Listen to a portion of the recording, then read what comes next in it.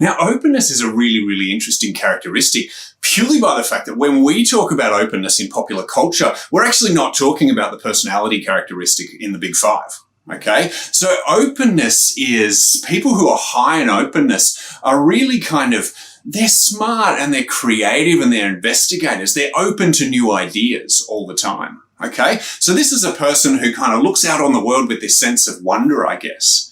Now, openness is made up of two components. Openness is the combination of this idea of intellect. So intellect is investigating new things and reasoning and abstract thinking. They're the person who will stay up all night just talking about ideas, that revel in books, that like teasing things apart and working things out.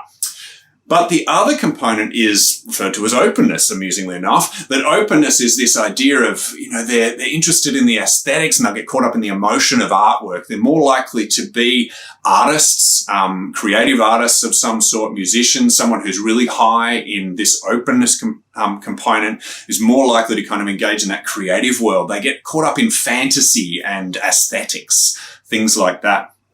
In comparison to the person who's high in intellect, who's more likely to kind of engage in scientific thinking and creation in that way, problem solving and those kinds of things. Now, those who are really high in openness and intellect are likely to be radical thinkers. They don't do particularly well in predictable jobs because they're always trying to find out new things and create new things. Now, if a person who was high in openness turned up to the bar, you can bet your books that they've got a book under their arm that they've been reading that they want to talk about. Chances are they'll strike up a conversation with someone about something that they've been investigating or reading about. Particularly if they're high in intellect, they're going to want to talk about these kind of conceptual ideas. They might get stuck into a conversation about politics or about abstract thinking or this kind of, we've met this person sometimes, but really just kind of teasing things apart all the time.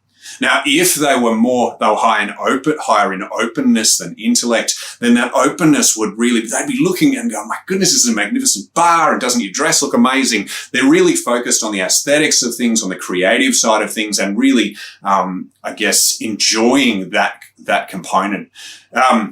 So a person who's high in openness is really, really great at kind of investigating new things. They're the person you want on your team to go, I've got this great idea. And they'll solve problems if they're high on intellect, but they'll create things and create new things. So openness is a fantastic characteristic, something really to take advantage of in your teams because they do have this unique capacity for creating things and solving problems.